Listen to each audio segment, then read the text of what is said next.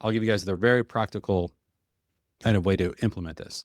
And that is with each of your children, consider the idea of having them writing up and signing a mastery contract in some arena, some area where they can experience mastery. A contract where you write up some basic elements. What is the area of mastery? What's the length of time that you're going to, if they're going to sign up for this, they're going to focus on this thing? Is it 6 months? Is it a year? Is it 2 years? Is it 3 years? Now, the younger they are, the shorter probably this contract should be because they don't really know what they're getting into. But as they're getting older, I think it's really important to consider longer contracts where you're like, I want to help you actually get to mastery. And you're not going to become fluent in that foreign language by dabbling in it for 3 months. So let's really get serious. If you're going to get fluent in Spanish, or our kids studied Hebrew, then yeah, we're going to have to invest in this thing. Then there's the how. Like, how often are they going to practice? Are we going to engage, other coaches or tutors or others who are going to help us? Or is the dad going to try to stay a step ahead of the child and just become their coach in this area?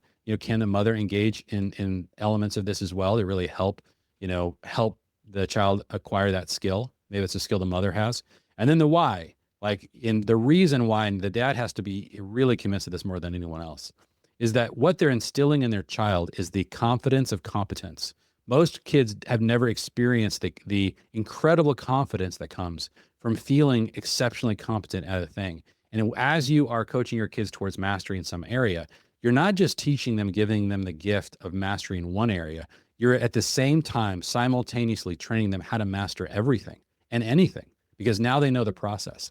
And the reason for the contract, the reason why is really probably more for the dad. Like, I needed the contract more than the child. And the reason why we all need the contract, but especially the father, is because there's an experience that's coming for your son or daughter in the midst of attempting mastery. And that experience is what Seth Godin calls the dip, right? And every single time you're trying to master something, it's very exciting in the early stages. Like, oh my gosh, the violin is so cool. And it makes these noises. And wow, this is fun. I've never tried this before. And all the excitement from novelty, right? And then Yeah. a month or two later, what happens? Like the Crash. novelty's, yes, the novelty wears Yeah. off. You haven't even come close to mastery, but now it's just hard work and you're in the grind of the dip. And how are you going to get through the grind of the dip? And one of the worst things about modern Western culture, especially American culture, is how we continuously give in to children when they run into the dip and teach them that quitting and failure are just natural part of how you choose to approach every topic. You just give up when it gets hard.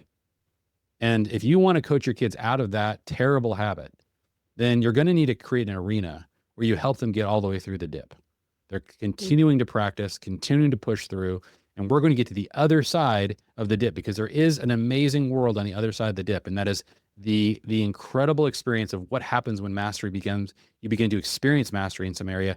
It becomes really fun again, and you actually come into another kind of fun.